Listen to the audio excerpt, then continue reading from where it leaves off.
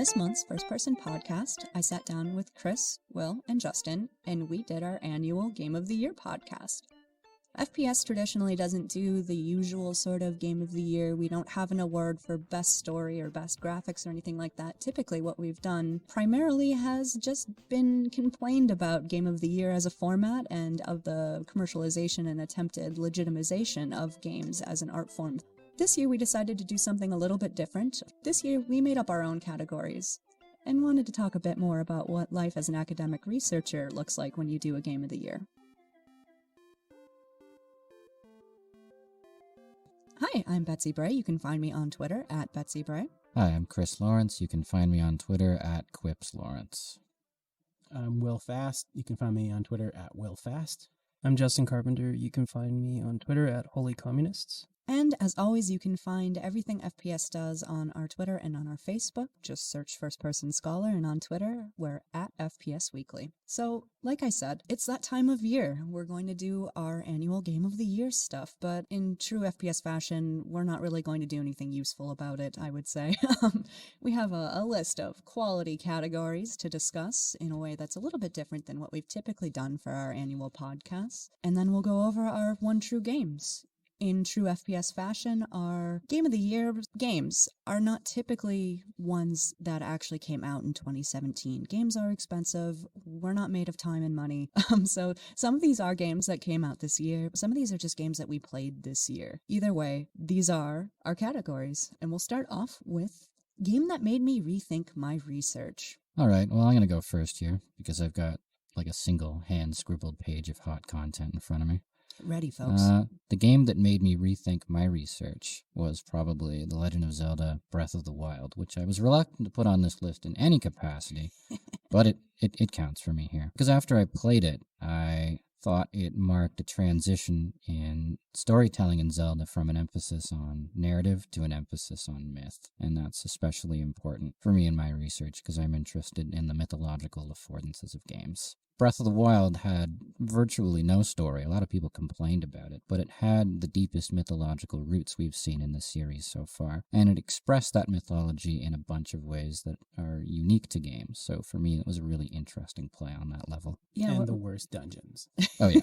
What do you mean by mythological? I'm talking about lore, I'm talking about world building, I'm talking about series cosmology, that kind of stuff. Things that exist in the background and kind of separate from the present narrative.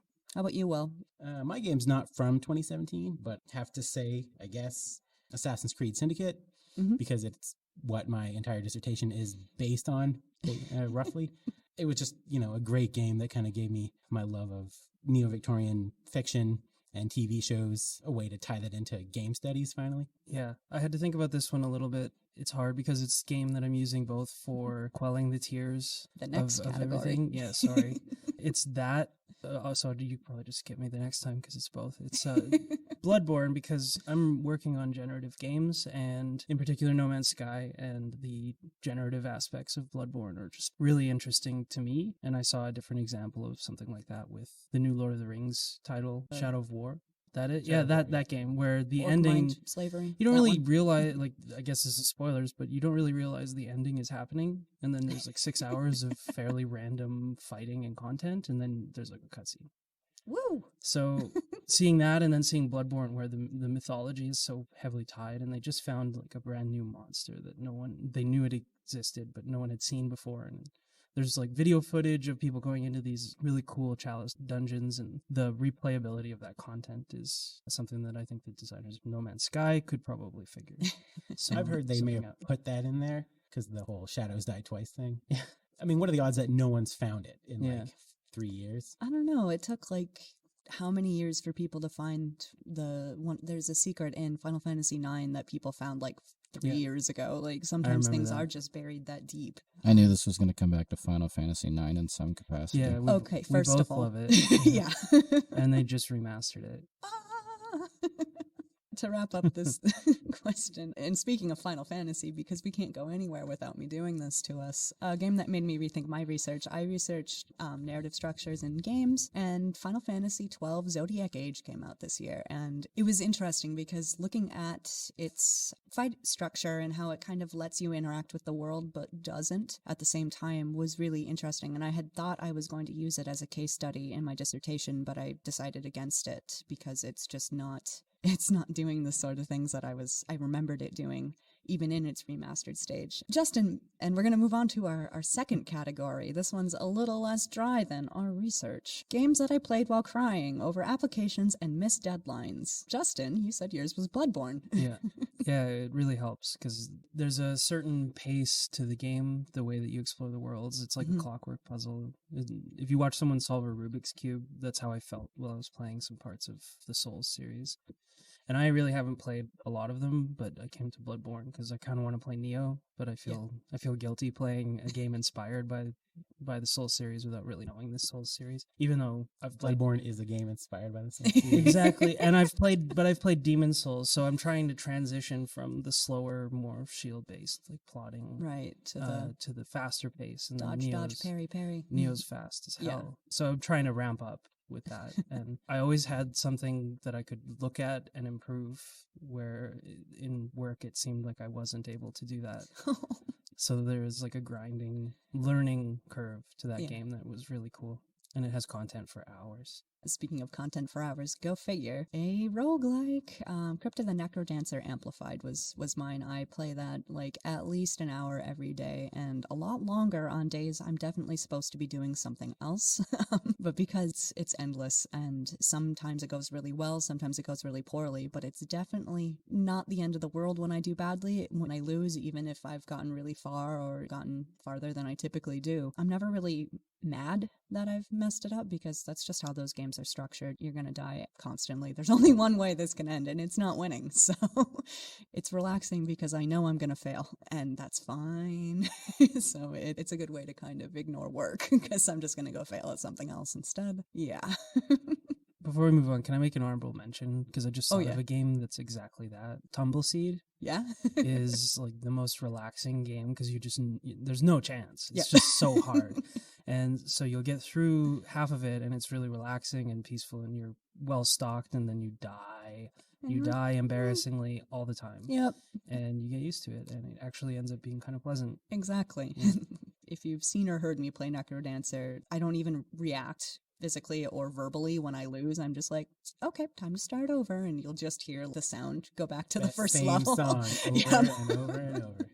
Yeah, it's not usually the same one over and over. I usually get to the third or fourth world before I die, but you know. You're better than me, I guess.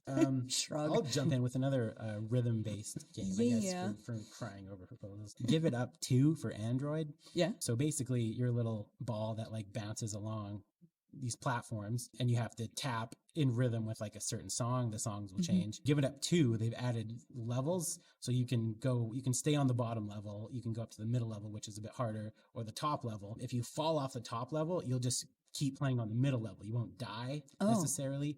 You can still die. There are like spikes and things. It gets to the point where like some of the platforms, like just before you jump on them, will like change. They'll go up or down or something. So it's one of those like keep to the rhythm Necrodancer type games, and I love it, and it's incredibly hard. And I play it all the time.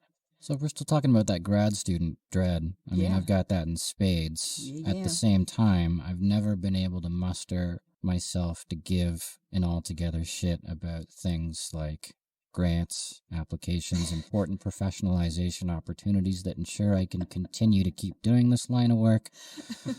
I'm just not a good person. So I've tweaked my category a little bit. I'm just going to call it the game that I played while resigning myself to the ongoing epiphany that grad studies just doesn't matter a whole lot to me. And that's going to be Skyrim. This time on Nintendo Switch. Skyrim for years has been one of my comfort games, just something I play when I'm going through bouts of depression.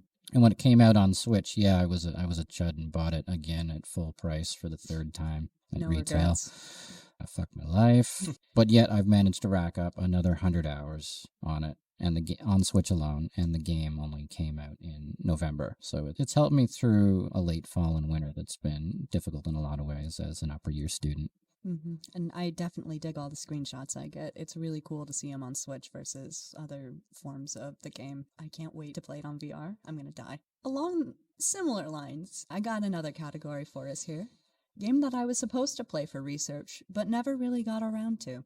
As games researchers, this is a unique problem for us, I would say. There are tons of games. And there's ones you're really supposed to play, but sometimes you just keep playing Necrodancer instead of doing work, like a normal person. I mean, I haven't played it yet, so it's not that bad, but Sherlock Holmes, The Devil's Daughter, another sort of neo-Victorian adaptation game I'm supposed to play for my dissertation. It looks good. I've played L.A. Noire, so I assume I've already played it. It's the same game, but you're wearing a different hat, basically. Hats make games, folks. But basically, I'll... Dragon Age Origins? Hats. Should have definitely played that by now. All right. I once again need to tweak my category a little bit. I'm going to call it the game that I put off until several minutes past the last possible moment, needing to play it for research. For me, that's going to be No Man's Sky, because I started playing it like the week before I had to give a presentation at the Canadian Game Studies Association. Of course, I submitted my proposal like 6 months before, thinking, yeah, I got lots of time to play this game and see what's going on. No, I put it off. I had things to do and sleep. I pounded through, I think, like 60 hateful hours of No Man's Sky the week before I was supposed to give a talk about it, and rewrote my paper on it like 2 or 3 times, trying to change what I wanted to say about it as different elements of the game emerged and captured my interest. I think going back to it, it would be a pleasurable experience for me. I certainly resonate with Austin Walker's initial assessment that this game is like the ultimate chill experience. Just goes to show you that the best way to ruin something is to make it homework and then put it off. Yep. In terms of games I didn't play for research and was supposed to, I dropped games from my research that I was supposed to play, and that was Mass Effect. So I guess I would say Mass Effect Andromeda. I'm having a real hard time working up the will to play it. But I will, because I enjoyed and invested a lot of time in the Mass Effect series, and we'll see. But I'm not hopeful at all, and decided that a few more years of constantly thinking about and playing that game, I'm probably just going to bail pretty hard on that. Yeah, I have really mixed feelings about Andromeda because, I watched my partner play it because I just wasn't going to, and we had to wait until it was like under $20 to buy it because I refused to buy it for more than that. And then it was on sale, so we went and got it, and I watched like the first couple hours, and I was like, this isn't so bad. It's a little wonky visually, but it's not that bad. And then it got to like the quote unquote open play, and I was like, oh no, I've already played Dragon Age Inquisition. I'm good. It hasn't been turned on in our house since. Game I was supposed to play for research but never got around to. Resident Evil 7 in VR. I just finished it last week. You can write that Not for me in now, VR. right? I could play it in VR now totally comfortably. Oh God, I dropped the entire section on virtual reality from my dissertation, but even before that I was supposed to play it because first major VR release and first very successful VR release. I mean, I really like horror games, so it wasn't like I was afraid to play it. It was just, I'm gonna have to go and I'm gonna have to stand and play this game, and it's gonna make me dizzy because, as we talked about in a previous podcast, they always make me dizzy. It's like, and it's gonna be work, and then there's gonna be spooky, and so I guess not scared, just anticipating a lot of emotional toll, which is sometimes worth it, and sometimes it was just like, I'm just gonna get dizzy. Why am I doing this? So I put it off and I put it off, and then I ended up dropping that from my dissertation. It looks really great, and I think it's like a spectacular use of VR. I just wish it didn't take so much out of me physically to play VR games. Falling down the stairs in Resident Evil 7 VR was like, made me have the worst motion sickness I've ever had. You're not supposed to fall down the stairs. I think that's a general rule. Was it worse than when I made you play Spooky's Jump Scare Mansion? It was much worse than that. Ugh. Actually, Spooky's wasn't too bad. I didn't eat for like a day after that. Oh my God. That's going to be on our next year's Game of the Year podcast. Games that made me not eat afterwards. That game works in that sense on multiple levels because it's pretty gross. Like, there's some pretty nasty shit. Pretty nasty stuff. Yeah. That's why I was excited to play it. Like, I was excited for the gross parts, not excited for the actual physicality of it. So in a lot of ways a return to things that made earlier Resident Evil games great. Mm-hmm. A game that has serious problems in terms of pacing and nails the landing with the sunset and helicopter flying away. That's So exactly it's like what classic we want. Resident Evil in a good way, where it's like I don't have to give a shit about this at all. I can just play. It's like a fun house ride that Yeah. you get a little overpowered at the end, but it's still fun. Yeah. I'm all for that. That's I have Resident no Evil. problem with being Yeah. OP at the end. Like, I think it feels good to just mow through everything. Yeah, and it gives you people that you really like want to take it out. So it's worth it outside of VR even. Yeah, so now that it's not for research, maybe it'll be fun. Mhm. This is a question that was written by none other than our own Rob Parker. So, the category was, I should specify, the category was written by Rob Parker, who unfortunately couldn't be here today for this podcast. But the topic is the T.L. Taylor Award for the game that gives the biggest finger to the ludology-narratology debate. And I have a lot to say about this. Well, not really a lot, but I have 2 games and you can't stop me. Okay, I'm going to keep talking. First one is Hellblade: Senua's Sacrifice, because it's cutscene, it's game, it's cutscene, it's game. It's great. It's so amazing. And it's fine that it goes between cutscenes and game, cutscene and game, and everybody can just fuck off if they've got a problem with cutscenes. That's what I have to say about that. So that's the biggest finger to the debate, I would say.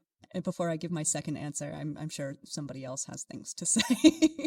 I'm going to go with Final Fantasy XIII for my T.L. Taylor Award. Yes, it has taken me this long to play it. For years, I would just get to the first boss, get wiped, and give up. And finally, like, tag teaming it very low-key casual with my partner over, like, a year and a half, I've started to make serious inroads into the game. And I cannot meaningfully articulate how disastrous a trash game this is without talking about both its nonsensical story and its completely obtuse and broken gameplay mechanics.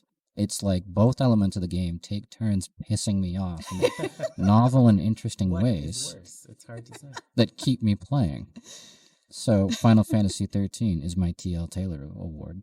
That's definitely a good middle finger to the debate. It's not ludology or narratology. They both suck. Well, Justin? I'll say Horizon Zero Dawn. Yeah. I usually am not a fan of Final Fantasy-esque RPGs where you have to sit there and listen to people talk and you're just like constrained for half an hour to listen to things. But there are really long dialogue chunks in Horizon Zero Dawn, and I was like, I'm actually more into this than any other fantasy-esque type of game I've ever been. Nice. Because I like the gameplay so much. I'm like, I don't mind. I need a break from getting killed. It's not me killing. I'm bad at it, but I need like give me a city so I can spend like an hour there walking around and talk to people and stuff. I thought it worked great in that case. You know, as somebody who plays nothing but those games, once you like the setting, you have no problem talking to people. Horizon Zero Dawn is an A+ video game. A+. A+. I haven't played it. I'm going to play it. Okay, cool. I'm also going to play Hellblade someday. We'll get there. There's money somewhere with I my dream name of on it. It's got my name on it. T.L. Taylor? Yep. Yeah. My T.L. Taylor Award would probably have to go to Dishonored 2, Nice. which is a really cool game. I prefer the first one by a lot, but I like the second one enough to... I'm actually going to get around to finishing it pretty soon because I want to play Death of the Outsider. Yeah. I really like the... there's a game I'm going to talk about later where I'm going to say almost exactly the same thing. Fair It's and made just. by the same people. And I really like their approach to building worlds. I really Mhm. like the way that, for example, in Dishonored, you can use this clockwork heart to read people's innermost thoughts, and you actually start giving a shit about people in a world that has absolutely none of that. Yeah. Doesn't have any room for that at all. So that mixed in with Dishonored 2's ability to give you more choice in your paths where you don't have to have powers. In the first one, you could choose not to play through with stuff like Yeah. that. Yeah. But in this one, there's an actual playthrough where it's not even occurring. You just Mhm. don't gain powers. You reject them right away, and they don't really come up again. And then you have to play au natural, and it's really scary because everyone's mean and smart. So I like that as well. Like, it's a fun game to play. There's lots of choice, and there's Mhm. also the ability to get to know things a lot better, both through exploring the world and through listening to everyone's secrets and Moby Dick. Nice. My runner-up for this one, because I cannot be stopped, and it would not be an FPS podcast if I didn't talk about Five Nights at Freddy's. So Freddy Fazbear's Pizzeria Simulator came out this year, or last year, technically.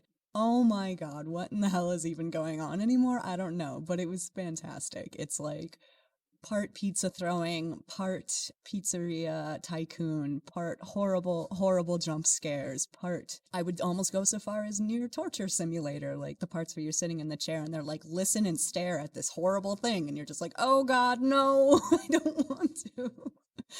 And just the different endings, the different choice, the different secrets and stuff like that you can get out of this game by doing all sorts of weird bits and pieces to it. I think it might be my favorite Five Nights game. It's really weird. It really messes. Big praise coming from me. You were there. It actually made me screech. Did actually scare me enough to make me jump and yell a bit. That hasn't happened in a long time. So. I mean, I think you were mostly yelling at me counterplaying it, but... Okay, first of all, when you played it after I died, you played it wrong. You didn't play it wrong, actually. You played it to one of the endings, just the boring ending. You ran a poor business. You ran a terrible business. So that was very attacked over here. You should. You should. That was the T.L. Taylor Award for game that gives the biggest middle finger to ludology and narratology debates. This is one right after all of our hearts here. Game you continued playing, even after writing about it or talking about it on a podcast. I mean, how about one that I'm playing at this moment? Put Love Nikki down right now. That was also mine, by the way. So my game that I kept playing was Love Nikki Dress Up Queen, because I've been playing it for 8 months. It's a mobile game, and it's the first mobile game I can think of that I've put, I don't want to say how many dollars into. I hope you were going to say hours there. Hours and dollars, both. I mean, it's a lot of both, but I'm feeling a little less lousy about the hours. But it's got a gameplay loop for a freemium game, even though I haven't put some money into it, that keeps me compelled and interested in a way that no other mobile game has managed before. So that's got to count for something. It was also my game I kept playing, and it was pretty funny. There was a period of time when we did the Love Nikki podcast, Rob and I were all, we can't wait for Halloween. And then the Halloween event happened and we were like, we hate this game, end this filth. What is life? I'm never playing again. And then a month later, we're like, we love this game. Everything is great. Pretty typical, I would say, for Rob and I interacting with goth material and Halloween stuff, but it's a comfort game for me. I haven't put money into it for a while, which, is a personal feel good, but I also refuse to feel guilty for paying people for doing work that I enjoy. So no, I don't feel bad about having put money into it. I just broke my streak in the stylist arena. Okay, we're going to have a no Nikki at the podcast rule, because I have definitely played it during podcasts and Chris is doing it right now. Put it down. We can't be stopped. We can't be stopped. We continued playing it during the podcast, folks. For some non-Love Nikki games. Game I kept playing, but that I wrote about? I guess Hyper Light Drifter is the only one that I can really talk about, because it was really the only game I wrote about and talked. It was my one true game last year. It's probably the one true game of all time. The truest of games. I love it, and I've been playing it. I started a playthrough with a friend where we're playing co-op, and it somehow manages to enrich the experience in a way that I don't think they meant to at all, but it really does. And the way that you can kind of take this game any direction you want, you can really play it how you want. It's all about skill and training and getting better and exploring the world and understanding what's going on. It's just a mesmerizing piece of art. It's really amazing. And I won't stop playing it. Yeah, every time you talk about it, I'm like, I really gotta play that, but then money. Yeah. Yeah. It's a special game that I think you can play anytime. That's my take on it. Game I continue playing after talking about it on a podcast. This is only my second podcast, but coincidentally, on the Third Person Stealth podcast, we did talk about Hitman. Yes, we did. I played Hitman on Alex, my old roommate's Xbox One, when he lived with me, and I beat the game, and unlike Metal Gear games where you restart the level when you fail, when I would succeed, I would immediately replay the level because I wanted to use a different way to kill people because there's so many ways to kill people. And then he moved out. I don't have the game anymore. And then I got it for Christmas. I asked for a game for Christmas that I've already beat 3 times. And now there's a Christmas DLC that just came out, so there is new content. You get to dress up as Santa and kill people. Please say, it's so great. Santa. You can murder people as Santa. And I'm never going to stop that game until I can beat every tiny sub mission. It's the greatest. Wow. That's awesome. Because I like that kind of game too. And when I played Metal Gear Solid 2, I was the same. As a kid, I played it like literally every day, all day, constant. Where repeat. How could I get through this room a little differently? And there's one criteria that you can take, which is get through the entire level without using any disguises. Right. You just have to wear your suit the whole time. I've never even attempted that, but because like people are like, oh, you're clearly not supposed to be here if you're a hitman in a suit. I don't know how to do that, but it must be possible because there's like rewards for doing it. So I will someday. That's my goal. I'll stop playing it when I can beat every level just as myself. Hitman. No disguises, no sneaking around. I'll figure it out. That's a great goal. Good luck to you, because that's going to be rough and that's going to be awesome. Another Rob written category, the okay, fine, I'll play it, stop yelling award for the game or franchise everyone's expected to know and love, but you just played or started in 2017. And maybe you don't even like all that much.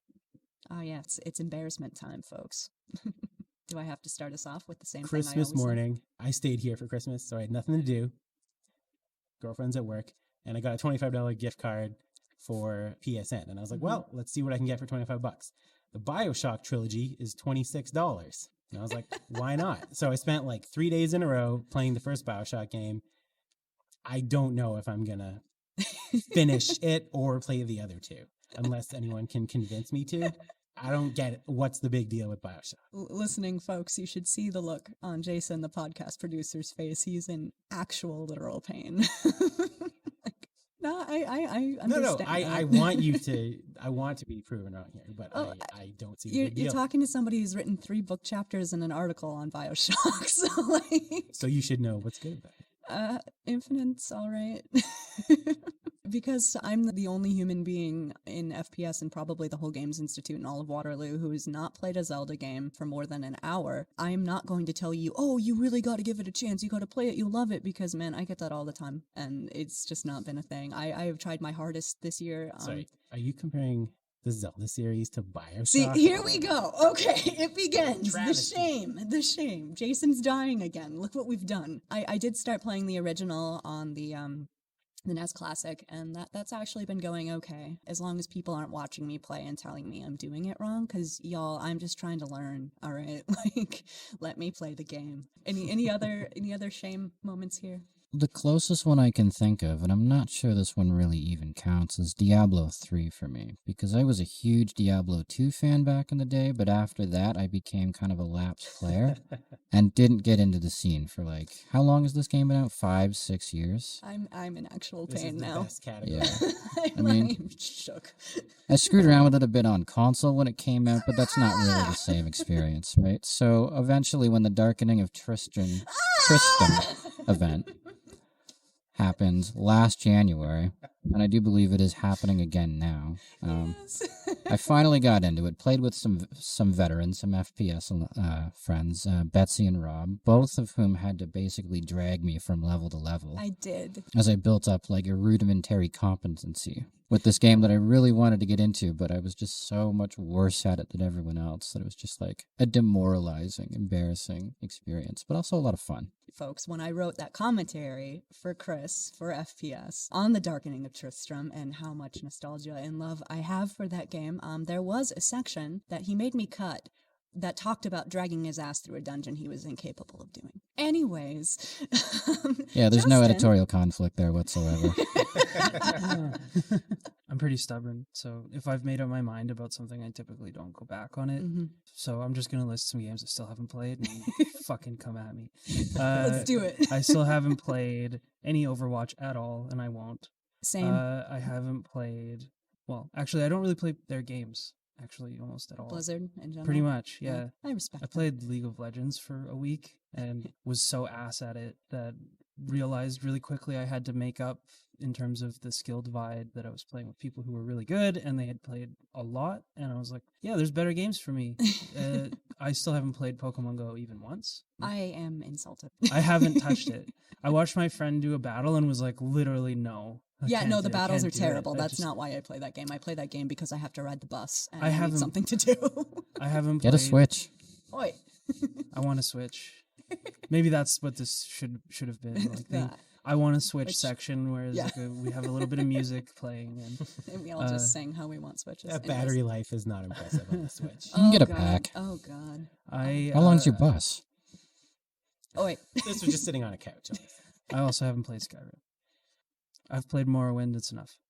I'm actually like, did you hear the little noise that came out of Sorry. Jason, did you get that? Sorry, that I can wasn't- appreciate it. That wasn't even like a dying squawk when Chris came at me with Diablo. That was I don't. The differences between even Oblivion and Morrowind are so ridiculous. Oh, we're here now. Yeah. You think you know a person, and then they say they've never played Skyrim, and now I'm just, what am I doing? What am I doing? I like Morrowind so much. That's what it is. I'd be heartbroken to see what they did with it. I mean, I'm gonna let you finish, but Never Daggerfall had the out. biggest open world of all All right, time. I'm going to cut all of you off, and I got one more. Fine, I'll play it. Stop yelling. Cuphead. I love it. I I really hate that type of game. Me It's too. not Cuphead. It's just like, avoid 50,000 tiny fired balls coming at you. Yeah. Not for me. I am not a bullet hell person, but it looks cool, and I hear so many great things, and I'm like, fine, I'll play it, but I'm definitely putting it off.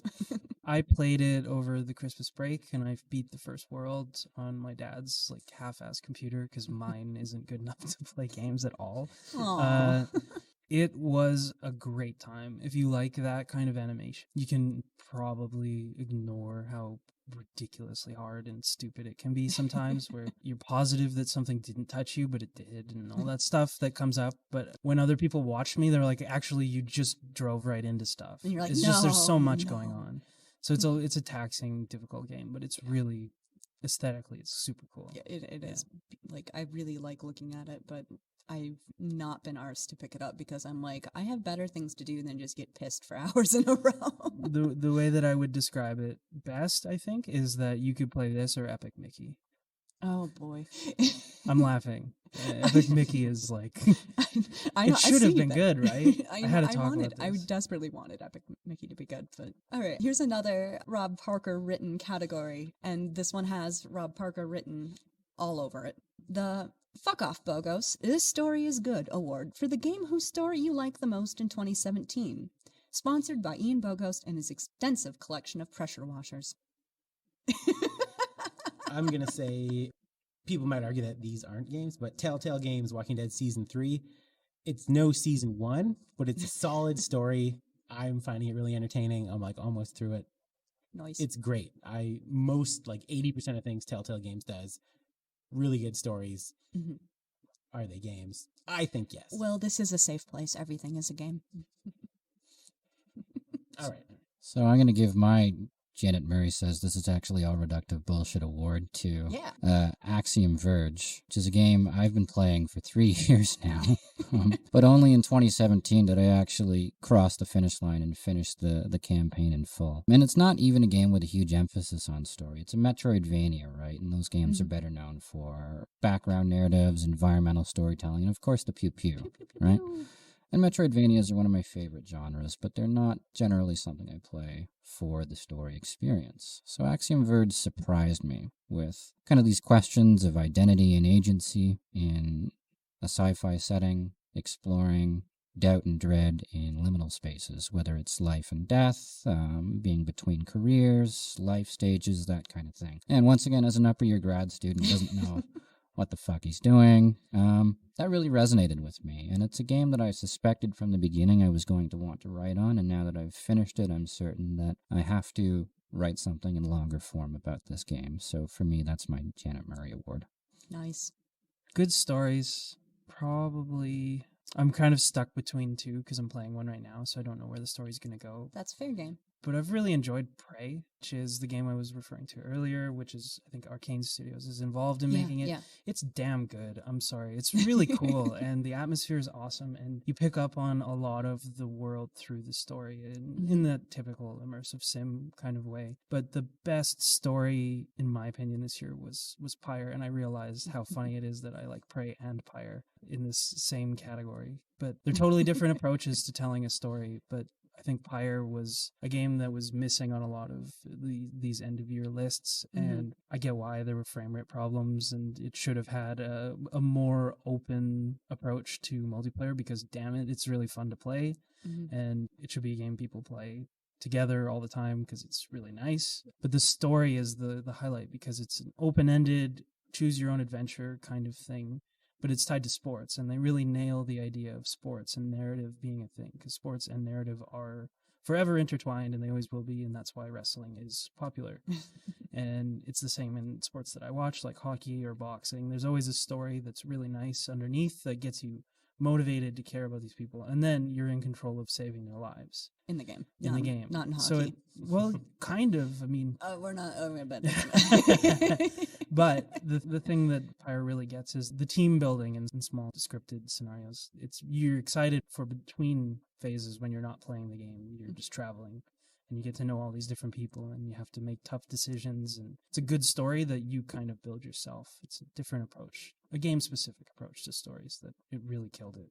I, of course, have to shout out to What Remains of Edith Finch, because Ian Bogost purposely shit on that in his article that this question is based off of, are video games better without stories? Nobody look it up now, please. Don't give it any more traffic. It's utter trash. So I have to give that shout out, but unsurprisingly to me, Horizon Zero Dawn, great game, great story, really fun, really immersive, and just all around great. Like, the story was awesome, and I think we praised it quite a bit, and we're going to keep praising it, because that is some good video game right there.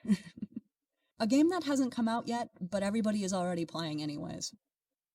I mean, I do have something to say about this one. Monster Hunter World. Yeah. Friends keep asking me to play with them. I don't care. It looks like worse Horizon Zero Dawn.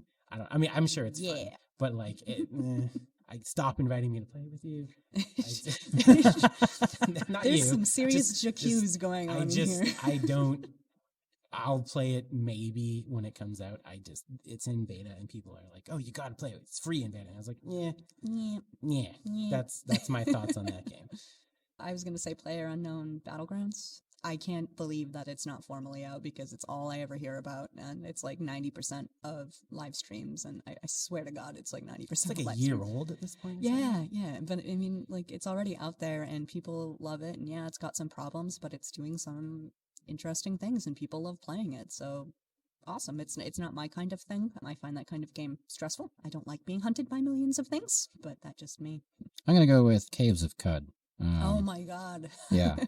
I've been converted. I'm a believer now. You know, one of the issues that comes up when we talk about AAA games is the fact that many of them come out not done anymore. We could talk about Street Fighter V shipping with like none of its modes. We could talk about even Nintendo now with their newer properties. They'll release a game with a little bit of content and try and string along a community by releasing the rest of the game in installments. So that's a whole conversation there. And Caves of Cud surprised me as a game that it's the first game I bought in early access. And it doesn't even have an ending yet, as far as I know. But it's got more content, more lore, more story, more depth, more play experience than all kinds of games that are coming out on shelves with $60 price tags and saying this is it. So Caves of Cud really surprised me as just an amazingly vast experience for something that isn't even out of beta yet. And I've really enjoyed that. Nice. That's how I felt about Darkest Dungeon, and that is my forever early access. It has my heart. But it's not in early access. It's definitely done and doing super, super well, as it should, because it is a miracle game. Much enjoy. With roguelikes, you just become dead inside to failure, and you just accept it as inevitable. It's a contingent labor simulator. Don't get attached to anybody, work them till they die, and then replace them. Right. It's really depressing, especially when I think about us in terms of contingent labor here at the university. Everything sucks. Yeah! Anything to add to this category, Justin? Can you repeat the category for me? The best game that hasn't come out yet, but everyone's already playing all the time. Red Dead Redemption 2, which I'm actually really pumped for, because I like the first one. Everybody, all the time, all of my friends constantly, like, when are we going to play Red Dead? Well, when it's out and I'm not poor. Yeah. Thank you. So I don't know, is this like the anti-hype awards, or should I be negative? I don't know. It can be. I really like the first one, so I'm quite excited for the next one. Nice. I'm also excited for Monster Hunter World, because I have... Well, you couldn't pay me to play Red Dead 2. I'm sorry. No? Oh, Interesting. fight.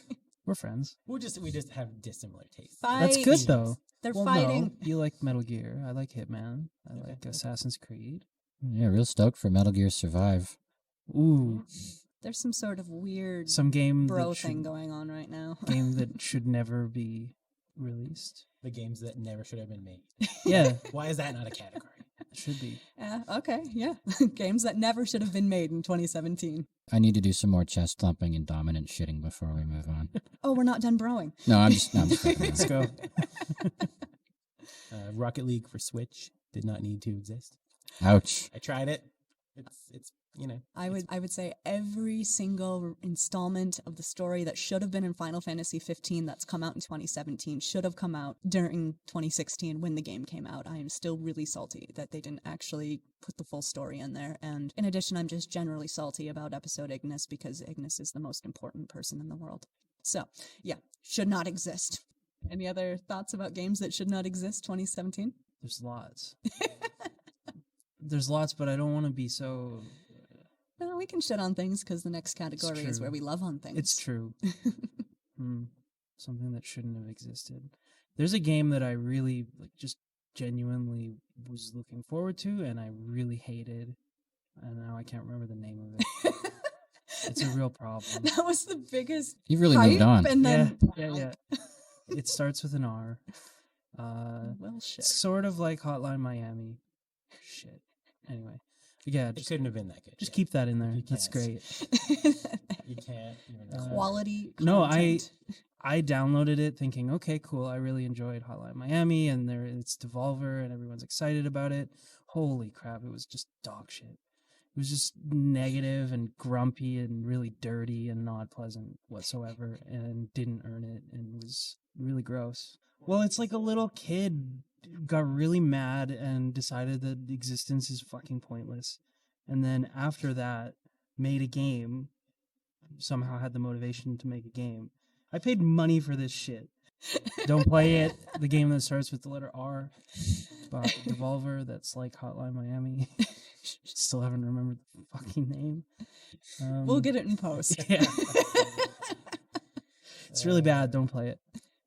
The last dig I'm going to get out there is Star Wars Battlefront 2. Mhm. Not particularly because I'm appalled by the microtransaction system, which I am. should be. Yep. Absolutely am, but I didn't play the game. I haven't involved myself in that mess. It's more the fact that I'm really frustrated that EA has exclusive rights to the Star Wars franchise. Yeah.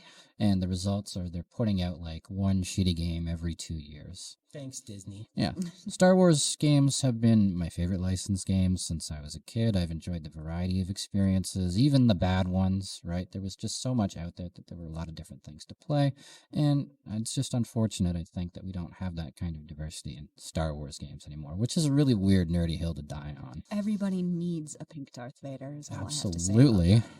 So, I think there's just a lot of potential. There's been Yeah. really great games, and to see it boiled down to a To shit. knockoff of what was actually a good series.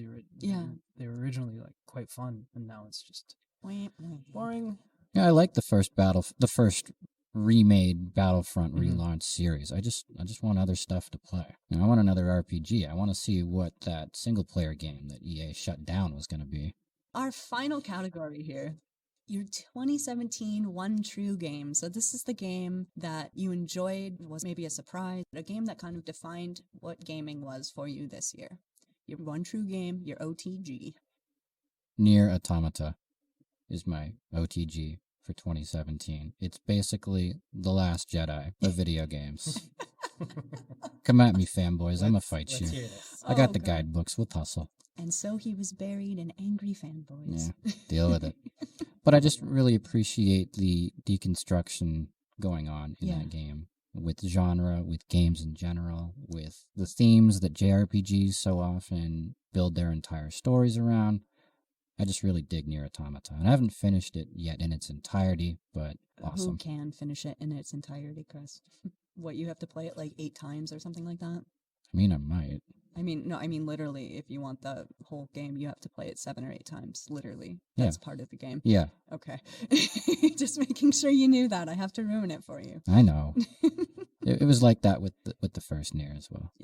Well, Yeah, obvious Bloodborne for me. Yeah. I spent more time playing that than doing anything, not playing anything else than doing anything else this year. I love, like Justin was talking about, the fact that you have to figure out the story. I played it once. I got to the second to last boss, couldn't beat it. I actually did beat it. I helped a number of people beat it with the resonant bell, but I couldn't beat it myself. And I was like, well, I need to just start over the game from scratch. I did. I was like so much better at it. I'm on like New Game Plus 3 now.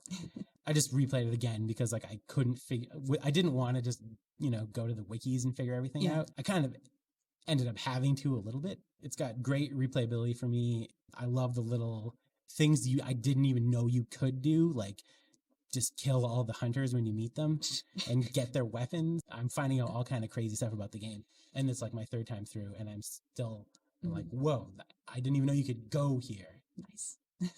My OTG all time is Rocket League.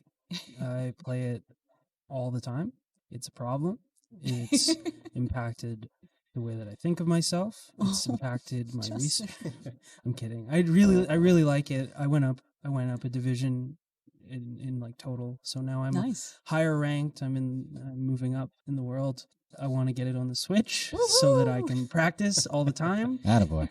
But it's actually easier to rank high on the Switch because there's so fewer people. Yeah, playing. there's not as many people. I just want it to train. Train. Yeah.